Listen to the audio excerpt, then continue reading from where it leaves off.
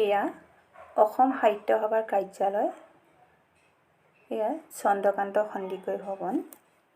এই কাৰ্যালয়ৰ ভিতৰত অনুষ্ঠিত হোৱা এটি বিশেষ অনুষ্ঠান আপোনালোকক দেখুৱাব বিচাৰিছোঁ। আপোনালোকে নিশ্চয় দেখা পাইছে ভিতৰত কলপুলি আমদালি সজ্জিত এক ব্যতিক্ৰমী অনুষ্ঠান। হয়, অসমীয়া সমাজত পৰম্পৰাগতভাৱে কৰি অহা কিছুমান নিয়ম বিশেষভাৱে মঞ্চত উপস্থাপন কৰাৰ বাবে নিশ্চয় জানিবলৈ মন গৈছে। তাৰ আগতে আমি অকণমান আগলৈ উভতি যাব লাগিব। ইষ্টাৰ্ণ জোনেল কালচাৰেল চেণ্টাৰ, চমুকৈ EZCC আৰু কৃষ্টিৰ কঠীয়া NGO অনুষ্ঠিত কৰা বিয়ানাম আৰু আইনামৰ কৰ্মশালা। এয়া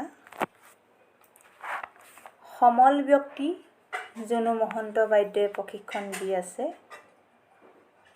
অসমীয়া বিয়ানামৰ প্ৰকৃত সুৰ নিভাঁজ শব্দ।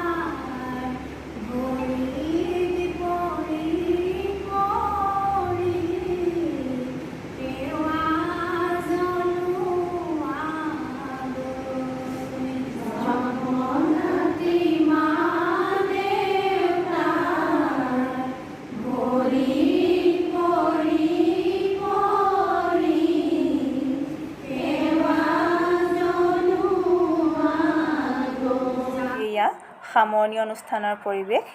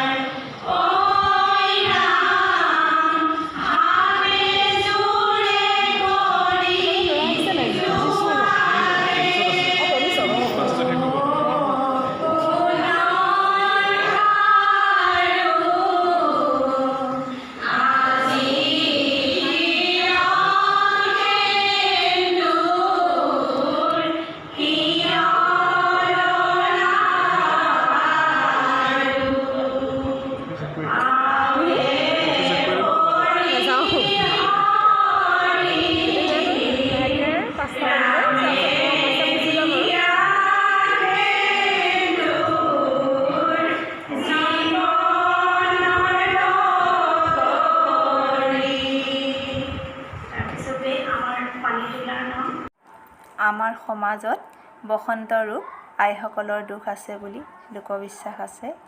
তেতিয়া আইসকলে এইদৰে আইনাম পৰিৱেশন কৰে।